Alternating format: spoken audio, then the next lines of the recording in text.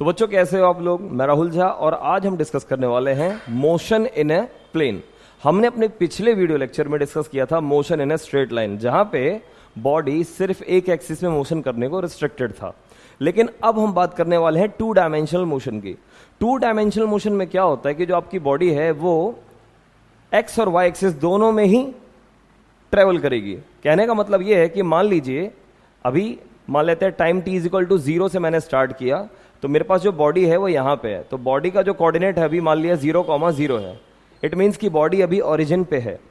लेकिन after some time t body मान लो यहाँ आ गई, तो यहाँ पे इसके कोऑर्डिनेट्स क्या होंगे, x और y। इसका मतलब क्या देख रहे हैं हम लोग, देख रहे हैं कि भाई बॉडी जो है वो x एक्सिस में भी कुछ ना कुछ डिस्टेंस ट्रैवल कर रहा है और y में भी कुछ ना कुछ ट्रैवल कर रहा है। इन सबको देखने वाला कौन है, इन सबको देखने वाला है एक पर्सन जो कि ओरिजिन पे बैठा हुआ है। देखिए ये x एक्सिस है और ये हमारे पास y एक्सिस है। तो ये है ओरिजिन जहां से जो एक पर्सन है वो सब कुछ देख रहा है। तो उसने देखा कि t इक्वल टू 0 पे पार्टिकल यहां था और at any time t particle कहां आ गया, यहां आ गया। मतलब किसी भी टाइम t पे x एक्सिस में कितना डिस्प्लेसमेंट हो गया है x, और y में कितना हो गया भाई, y में हो गया ये y। ठीक है, या फिर आप कह लो ये x1 है ये y1 है, तो ये क्या हो जाएगा x1 और ये क्या हो जाएगा y1। ठीक, चलिए तो किसी भी टाइम पे अगर हम देखें तो पार्टिकल की पोजीशन यहां है, तो यहां से एक वेक्टर ड्रॉ करिए, यहां से एक लाइन ड्रॉ करिए, इसी को कहेंगे पोजीशन वेक्टर। ये जो आर वेक्टर मैंने ड्रॉ किया, इस आर वेक्टर को ही मैं क्या बोलूंगा, पोजीशन वेक्टर। इसे क्या बोलेंगे, इसे बोलेंगे पोजीशन वेक्टर। तो पोजीशन वेक्टर जो है बेसिकली इसके दो कंपोनेंट है। एक जो कंपोनेंट है इसमें वो एक्स एक्सिस का है और एक जो कंपोनेंट है वो वाई एक्सिस का है। तो पोजीशन वेक्टर को इस पॉइंट पे कैसे लिखा जाएगा, पोजीशन वेक्टर को लिखा जाएगा x1 i cap plus y1 j cap. अब बच्चों बात ये आ रही है कि आई कैप और जे कैप क्यों लिया, तो देखो बात ये है कि कोई भी वेक्टर अगर एक्स एक्सिस में है तो उसका आइडेंटिफिकेशन क्या है कि उसके पीछे लगा होगा आई कैप, और कोई भी वेक्टर अगर तुम्हारा वाई एक्सिस में है तो उसका आइडेंटिफिकेशन क्या है कि उसके पीछे लगा होगा जे कैप, और सिमिलरली अगर जेड एक्सिस में है तो के कैप। ठीक, क्योंकि आई जे के ये तीनों यूनिट वेक्टर्स होते हैं। ठीक, और मैं इसे वेक्टर के वीडियो लेक्चर में और अच्छे से डिस्कस भी कर रहा हूं। ओके, तो अब मैं बात करता हूं कि पोजीशन किसी भी टाइम पे कैसे दिया जाएगा। तो पोजीशन किसी भी टाइम पे इस तरीके से दिया जाएगा। ठीक है, बात समझ में आई।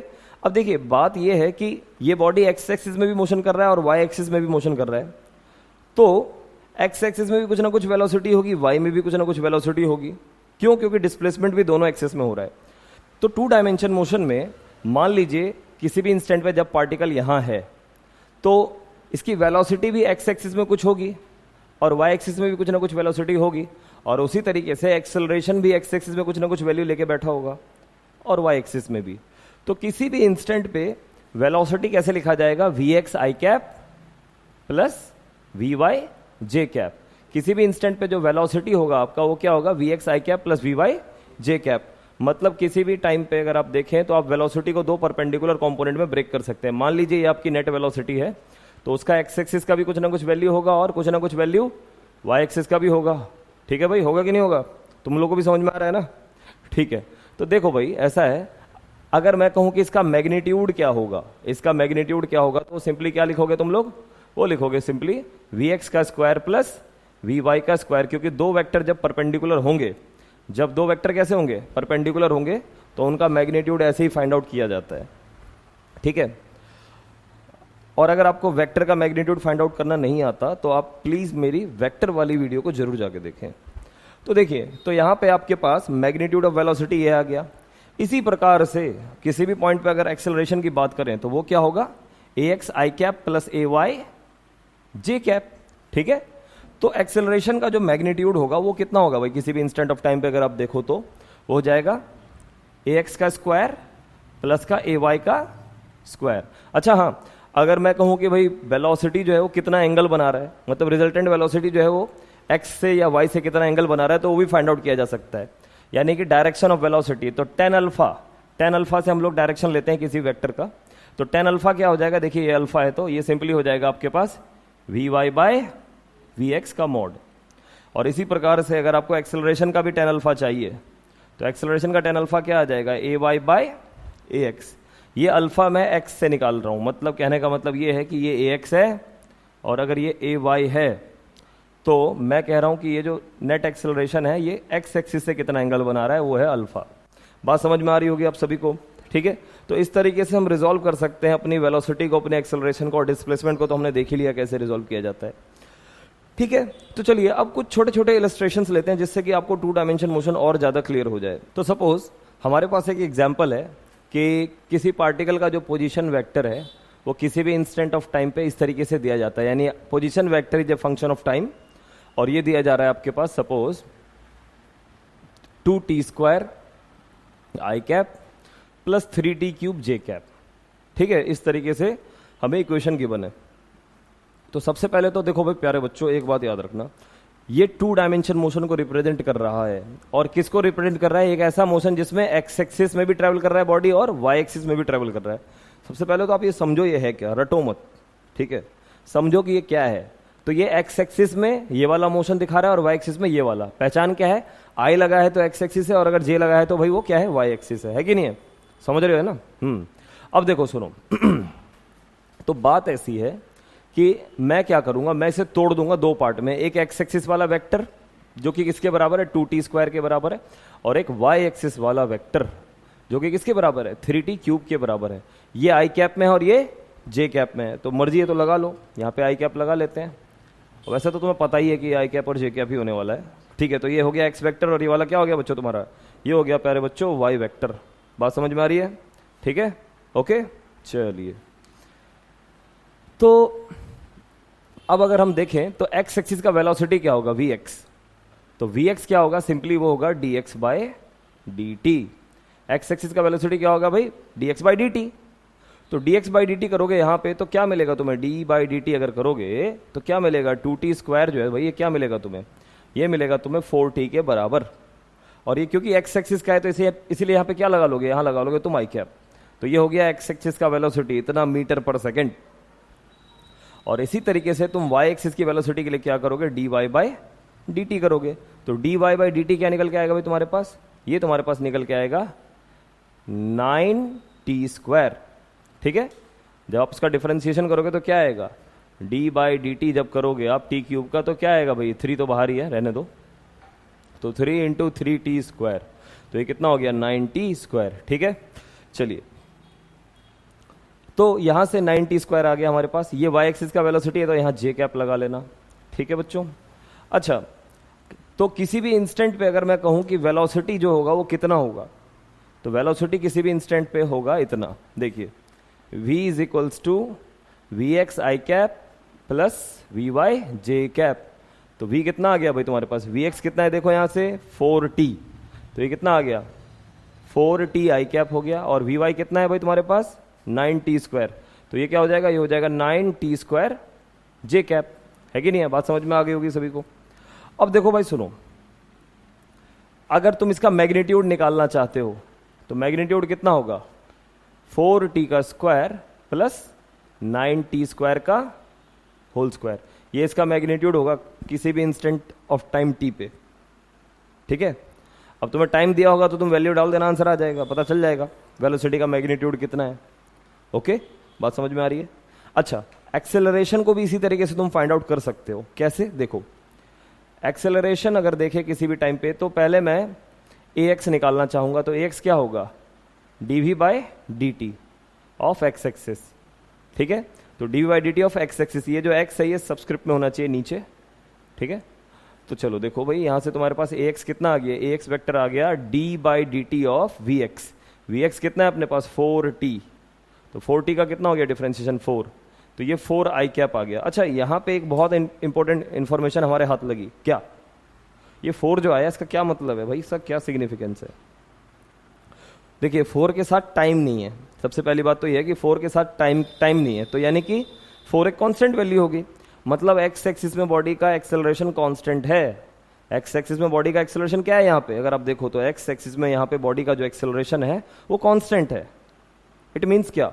इट मीन्स कि काइनेमेटिक्स की जो तीनों इक्वेशंस हैं, s = ut + ½ at², v = u + at, v² - u² = 2s, ये सारे के सारे फॉर्मूले यहाँ पे वैलिड हैं एक्स एक्सिस में। एक्स एक्सिस में ये सारे फॉर्मूले काम करेंगे आपके लिए, ठीक है।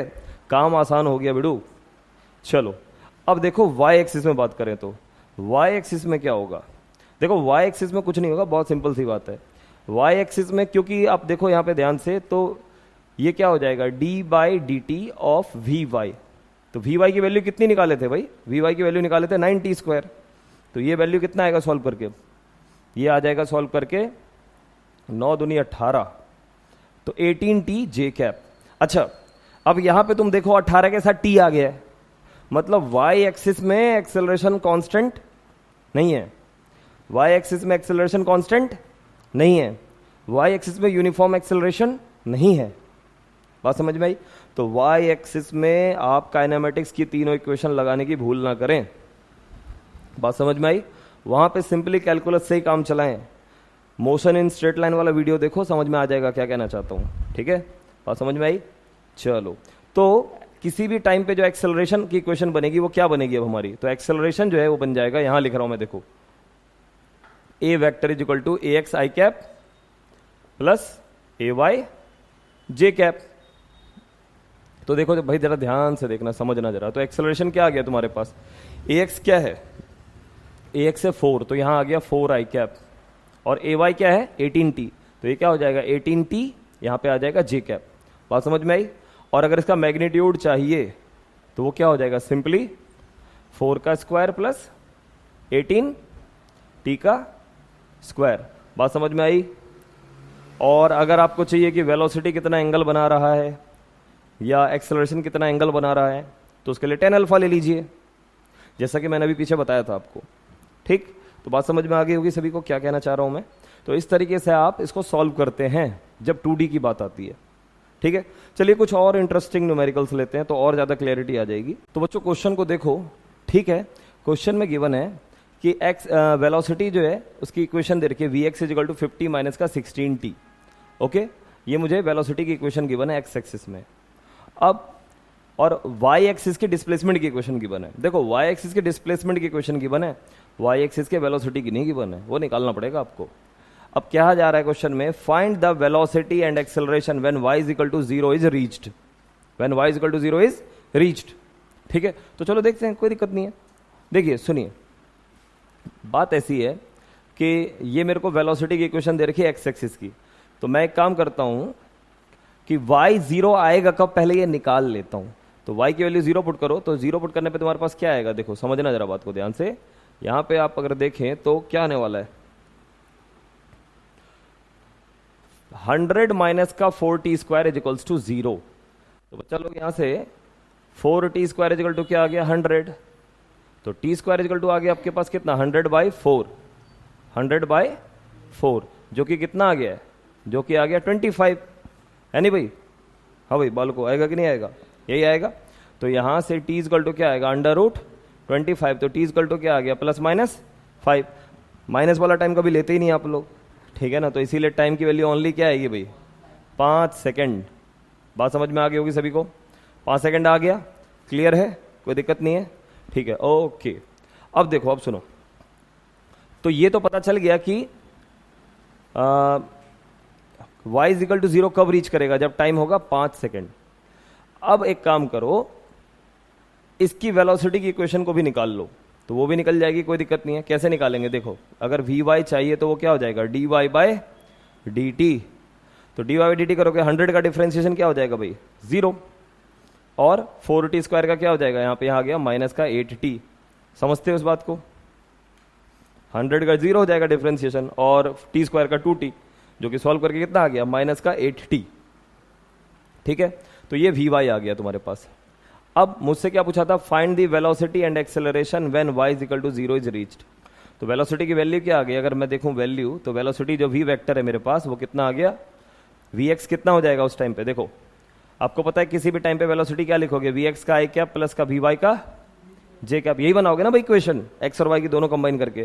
तो क्या बनती है तुम्हारे पास, ये बनता तुम्हारे पास vx कितना हो जाएगा भाई, देखो 5 सेकंड पे ये कितना आ गया, at t is equal to 5 पे निकाल के देखो vx कितना आ जाएगा 16×5 = 80, तो 50 में से 80 का कितना आ गया माइनस का 30, तो माइनस का 30 आई कैप और प्लस का vy कितना आ गया है, vy भी निकाल लो यहां से। देखो सुनो, vy कैसे निकालोगे, टाइम की वैल्यू कितना पुट करोगे, टाइम की वैल्यू 5 पुट करोगे, तो 8×5 = 40, है कि नहीं है? तो ये कितना आ गया, माइनस का 40 आ गया, तो एक काम करो यहाँ भी माइनस लगा दो, 40 जे कैप, है कि नहीं है? ये आ गया वेलोसिटी, ठीक। अच्छा, और अगर मैग्नीट्यूड चाहिए तो क्या हो जाएगा? मैग्नीट्यूड तुम जानते हो ना क्या करते हैं मैग्नीट्यूड के लिए, यही तो करते हैं कि v का मैग्नीट्यूड चाहे तो अंडर रूट में क्या हो जाएगा, वो हो जाएगा -30 का स्क्वायर प्लस का माइनस का 40 का स्क्वायर। ये वैल्यू सॉल्व कर लेंगे तो हमारे पास वेलोसिटी आ जाएगी। आ गया भाई, मैग्नीट्यूड आ जाएगा, मतलब ये वेलोसिटी की इक्वेशन आ गई और ये क्या आ गया, मैग्नीट्यूड। 5 सेकंड पे वेलोसिटी का जो वैल्यू है ये आ गया, एक्स एक्सिस में इतना है और वाई एक्सिस में इतना है, और मैग्नीट्यूड कितना आ गया भाई, इतना आ गया वेक्टर के मदद से। अब इसी में और क्या बोला जा रहा है आपसे, एक्सेलरेशन भी बोला जा रहा है कि एक्सेलरेशन कितना होगा। तो इसके लिए पहले एक्स एक्सिस और वाई एक्सिस के एक्सेलरेशन की इक्वेशन पता करनी जरूरी है। तो वो कैसे निकालूंगा मैं, देखो भाई ऐसा है, ए एक्स तो सिंपली क्या हो जाएगा तुम्हारे पास, d/dt ऑफ वी एक्स, है कि नहीं है? मानते हो इस बात को? तो यहां से तुम्हारे पास ए एक्स कितना आ गया बालक, ए एक्स आ गया तुम्हारे पास माइनस का 16, जो कि एक कांस्टेंट वैल्यू है, 16 आ गया है ना। अगर आप देखो ध्यान से तो कितना आ गया भाई, 16 आ गया, 16 आई कैप मीटर पर सेकंड स्क्वायर में। बात समझ में आ रही है? तो इसका मतलब ये तो यूनिफॉर्म है एक्स एक्सिस में, टाइम पे डिपेंड नहीं कर रहा है, यानी टाइम कुछ भी हो वैल्यू यही की यही बनी रहेगी। अबे देखो ना, जब टाइम पे डिपेंड ही नहीं कर रहा तो क्यों होगा, सीधी सी बात है, जब टाइम पे डिपेंड ही नहीं कर रहा तो इसको क्या दिक्कत पड़ रही है, हमेशा यही रहेगा, -16 बन के बैठेगा हमेशा। इसी प्रकार से अगर मैं बात करूं ए वाई की, तो ए वाई क्या आ जाएगा, d/dt ऑफ वी वाई, जो कि कितना आ जाएगा तुम्हारे पास, देखो वी वाई की वैल्यू क्या है तुम्हारे पास, वी वाई ये रहा, इसको भी डिफरेंशिएट मारोगे तो ये क्या हो जाएगा, ये हो जाएगा -8, है ना, और ये जे कैप में होगा। तो इसका मतलब क्या हुआ कि इसका मतलब ये हुआ कि जो वाई एक्सिस है, वाई एक्सिस का एक्सेलरेशन भी यूनिफॉर्म है, ठीक है, वाई एक्सिस भी क्या है, यूनिफॉर्म है। अब देखो भाई बात सुनो ध्यान से, बहुत इंपॉर्टेंट बात अब ये है जो आपको ध्यान रखना है। तो एक्सेलरेशन जो है वेक्टर के फॉर्म में क्या लिखा जाएगा अब, तो एक्सेलरेशन इक्वल टू हो जाएगा तुम्हारे पास ए एक्स क्या है, -16। आप चाहो तो एक काम कर सकते हो, 16 लिख लो और इसको नेगेटिव वाले पार्ट को अंदर भेज दो, तो ये हो जाएगा माइनस आई कैप, ये क्या हो जाएगा, प्लस का, यहां पे भी क्या करना है 8 और यहां लिख देना माइनस का जे कैप। इसका मतलब क्या हुआ वेक्टर के हिसाब से, वेक्टर के हिसाब से इसका मतलब ये हुआ कि एक्स एक्सिस का जो एक्सेलरेशन है वो नेगेटिव में है और वाई वाला भी नेगेटिव में है। मतलब ये हो गया, ये देखो ये वाला वैल्यू एक्स हो गया और ये वाला वैल्यू क्या हो गया, ए वाई, जिनका रिजल्टेंट यहां से पास होगा। बात समझ में आई? ठीक है, ओके। वेक्टर के हिसाब से भी देख लो, वेक्टर के हिसाब से क्या बन रहा है, रिप्रेजेंटेशन क्या हो रही है वेक्टर की इस प्लेन पे। तो एक्सेलरेशन का भी वैल्यू आ चुका है मेरे पास। अब मैग्नीट्यूड अगर चाहिए आपको तो मैग्नीट्यूड आ जाएगा। मैग्नीट्यूड के लिए बिल्कुल वही वेक्टर वाला फॉर्मूला यूज करो। कैसे करोगे, देखो बहुत सिंपल सी बात है कि एक्सेलरेशन इक्वल टू हो जाएगा अंडर रूट में ए एक्स का स्क्वायर प्लस ए वाई का स्क्वायर। तो देखो भाई ए वाई का जो वैल्यू है वो तुम्हें गिवन है, एक्स का भी वैल्यू गिवन है, कितना कितना गिवन है, 16 का स्क्वायर प्लस का 8 का स्क्वायर। ये वैल्यू सॉल्व करिए, आंसर आ गया। ठीक है, बात समझ में आ गई होगी बच्चों। अगला जो क्वेश्चन है हमारे पास, इसमें एक्स एक्सिस की क्वेश्चन दे रखी है, सॉरी वाई एक्सिस की क्वेश्चन दे रखी है, y equal to x square by 2 और एक्स एक्सिस का इक्वेशन क्या दिया हुआ है, टी स्क्वायर बाय 2। तुमसे कहा जा रहा है find the velocity at t is equal to 2 second. 2 second पे पार्टिकल की वेलोसिटी कितनी है। तो चलिए देखते हैं। देखो ऐसा है, अगर मैं पहले वी एक्स निकालू तो वी एक्स क्या हो जाएगा, D x by d t. तो यहां से आपके पास वी एक्स कितना आता है बालक, वी एक्स आता है आपके पास यहां से D by d t of T square by 2, जो कि सॉल्व करके सिर्फ और सिर्फ कितना आएगा, टी। ओके, क्योंकि एक्स एक्सिस क्या है तो यहां पे आई कैप लगा लेना आप।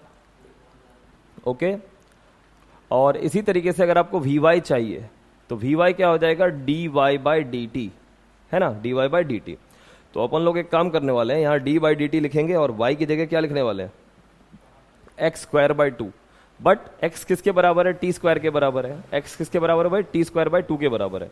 तो यहां पे मैं लिखने वाला हूं टी स्क्वायर बाई 2 का होल स्क्वायर और नीचे अपॉन में 2।